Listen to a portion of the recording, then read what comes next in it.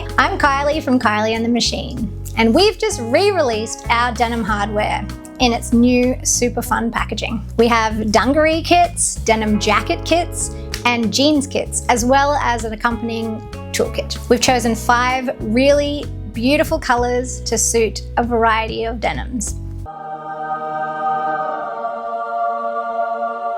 Today I'm going to show you how to use our dungaree kits. Dungarees always have 2 buttons here and either 2 or more at one side or both sides.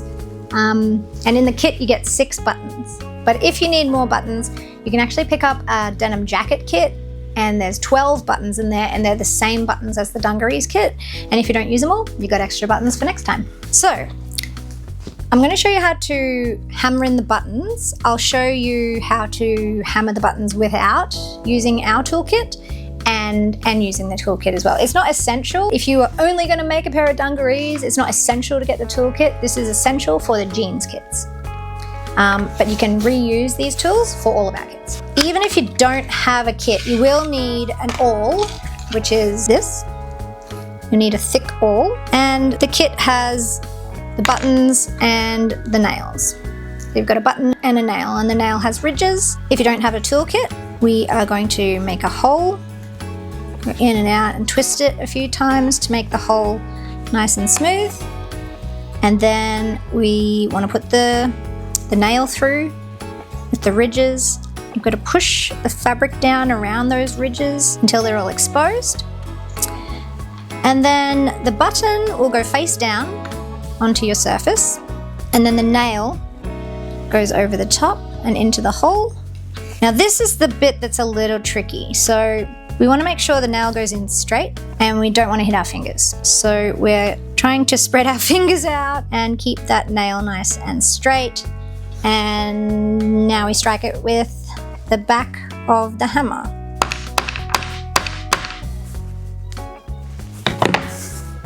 And that went in fine. That went in great. It's really about hammering it straight because you don't have anything helping you. So that's without. If you do have the kit, would use the anvil and the button setter. This recess is the exact same size as the back of the nail, so it holds it in place and it saves your fingers. So the process is the same. We're making a hole, and the nail is going through the hole.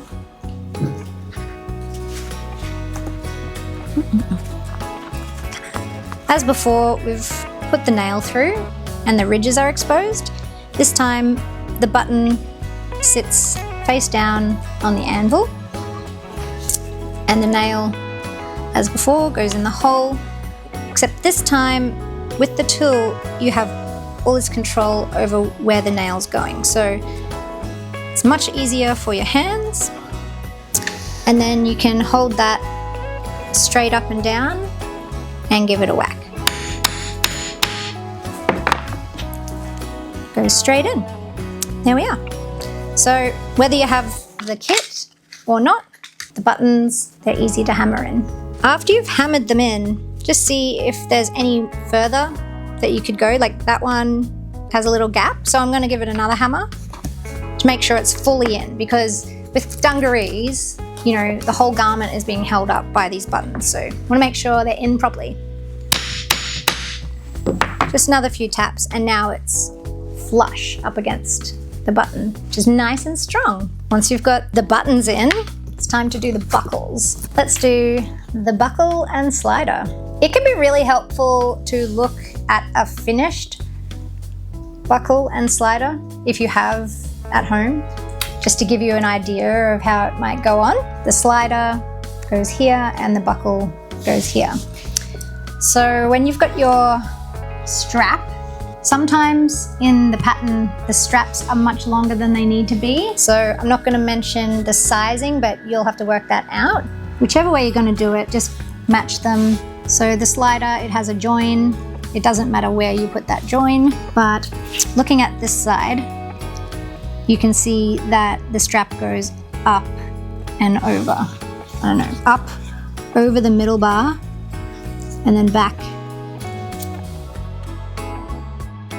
up and then back, like this, like that. Slide that up, and then the buckle, same thing, up in there.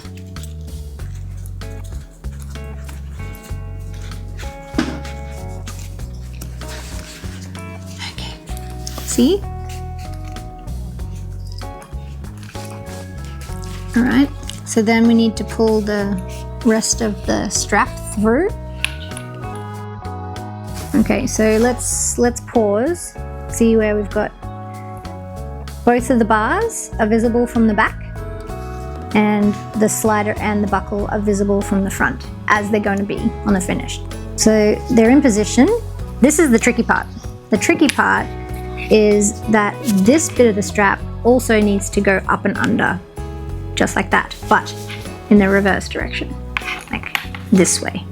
So you need to create a little bit of slack like this, and then go up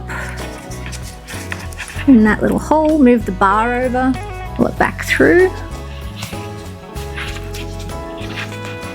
Gets a bit squishy in there because you've got all these layers. And then you're almost finished. So this is exactly how it should look. We've got the double layer there. And all that's left is to fold this down and sew it onto the bottom strap. It's very important that you sew it onto the bottom strap because this way the slider can slide. If you were to accidentally sew it onto the top, it wouldn't adjust, and then you'll know. So sewing that down through here, and then you're done. And that's how you do the buckles and sliders. Now you can pop them on and wear them around. Here is a lesson of not doing this. This is what happens if you put your dungarees in the washer and the dryer and they're not clipped up. Because as you can imagine, that is going to get caught on things, whereas that is a lot more secure in the wash. These have been through the wash and that was done up and this one wasn't.